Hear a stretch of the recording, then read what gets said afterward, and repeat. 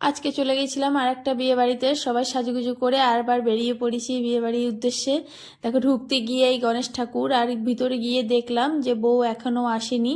সব সময় আমরা আগেই চলে আসি, বউ সব সময় দেখি পরেই আসে। তো যাই হোক, প্রথমেই দেখো এখানে স্টার্টারে এখানে দেখলাম মকটেল সাজানো আছে, তারপর নিয়ে নিলাম ফ্রুট স্যালাড, তারপর এখানে নিলাম মকটেল। আর একটা কথা দেখো, এইখানে এতটা পরিমাণে ভিড়, যেখানে স্টার্টার লাগানো আছে এখানে এতটা পরিমাণে ভিড় আছে, অনেক লোকের ইনভাইট ছিল।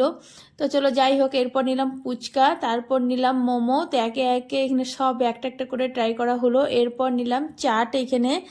আর সত্যি কথা বলতে মোমোটা অনেক ভালো ছিল খেতে। এটা ছিল ভেজ পকোড়া। এরপর নিয়ে নিলাম আমি এখানে চাউমিন। তো চাউমিনটা মোটামুটি ছিল খেতে। তারপর নিয়ে নিলাম এখানে দেখো লিট্টি আর চাটনি। ঠান্ডার মধ্যে লিট্টি চাটনি খুবই ভালো লাগে। আর এখানে ছিল জিলাপি আর রাবড়ি, মালাই জিলাপি যেটাকে বলে, রাবড়ি বলছি। আর ছিল কফি। তারপর গিয়ে দেখছি ছেলে বউ চলে এসেছে। যাই হোক, তো এখানে ছেলে বউকে দেখে নিলাম, গিফট দিয়ে নিলাম। এরপর বলো তো আমরা এখানে কি করছি সবাই মিলে। এতটা যে লাইন, মনে হচ্ছে না দুর্গাপুজোর লাইন দিয়ে আছি।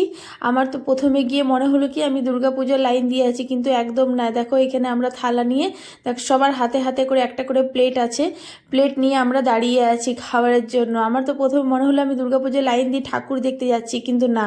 দেখো আমরা এখানে সবাই মিলে প্লেট নিয়ে দাঁড়িয়ে আছি এখানে খাবার খাওয়ার জন্য। তো যাই হোক, প্রথমে প্লেট নিলাম। আর এখানে সত্যি কথা বলতে ভিডিও করা একদমই সম্ভব হচ্ছিল না। তো আমরা খাবার দাবার নিয়ে এখানে খাবার খেতে বসে গেলাম। লোকের ইনভাইটেড ছিল, তো এতটা ভিড় ছিল। তো যাই হোক, আমরা খাবার দাবার খেয়ে এরপর বেরিয়ে যাব। কেমন লাগলো তোমাদের এই ছোট্ট মিনি ব্লগটা অবশ্যই কমেন্ট করে জানিও। আজকের মতন এখানটা